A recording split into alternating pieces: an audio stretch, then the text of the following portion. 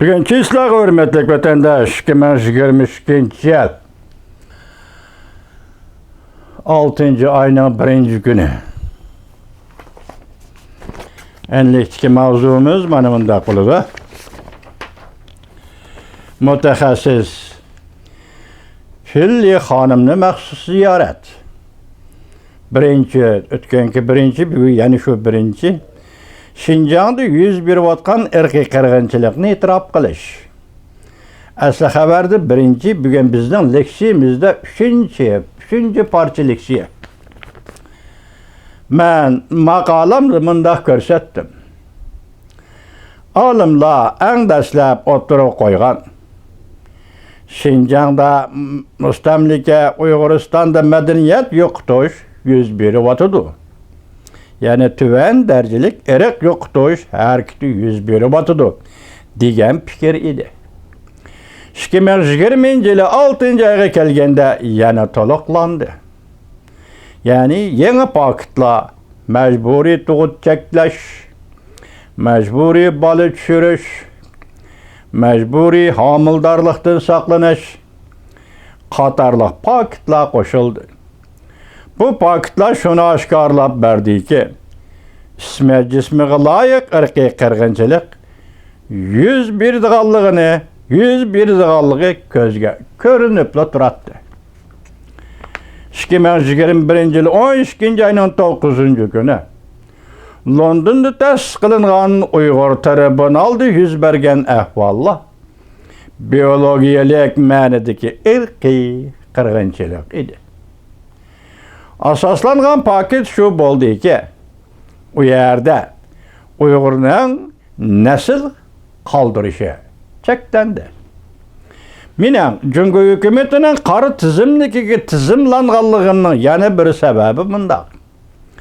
Men Nikosoy universitetida Şinjan'da yuz bergan mustamlika Uyg'uristonda yuz bergan krizis, irq yo'qotish, insoniyatga qarshi jinoyat, adliya adolati mavzusi ostida zor tipliq muhokama, munozara yig'ini tashkilladim.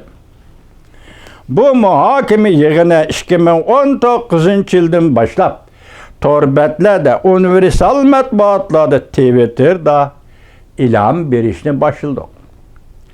Ular Nikosoy universitetiga to'planib, Şinjan krizisini, mustamlika Uyg'uriston krizisini muhokama qilishga boshladi. Men o'ylayman, bu balki yani mening muhokama yig'ini tashkilliginim Jungo doirlarni meni embargo qilishning bir qism sababi bo'lishi kerak. Eng qiziqarli bir taraf shuki, 2021-yili 9-oyning 1 kunidan 3-kunigacha o'tkaziladigan bu muhokama yig'inidan 2 kun burun Şinjan Ürümçi'de bir meydan muhbirlarni kutib olish yig'ini o'tkazildi. Muhbirlarni kutib olish yig'inida yerdik amaldorlar Angliyaning kishilik huquq bo'yicha Jungoni ayblaydigan nima huquqi bor deb savol qo'ydi. Bu muhbirlarni kutib olish yig'inida Angliyaning tarixdagi kishilik huquqqa xiloflik qilish misollari qator tizib ko'rsatildi. Men shunday o'ylayman. Ürümchida muhbirlarni kutib olish vaqtining tanlab elinishi hargiz tasodifiy emas edi. Balki biz Nikosoy universitetida Şinjan krizisi, yani Uyg'uriston krizisi to'g'risida o'tkazadigan muhokama yig'inidan sal burungi vaqtni tanlab olgan edi. Şinjan Uyg'urlar masalasini tadqiq qilishning boshlanishi. Şinjan Uyg'urlar masalasini tadqiq qilishning boshlanishi. Bu endi kichik mavzu, savol. Siz Uyg'urlar masalasini tadqiq qilishni qanday boshladingiz?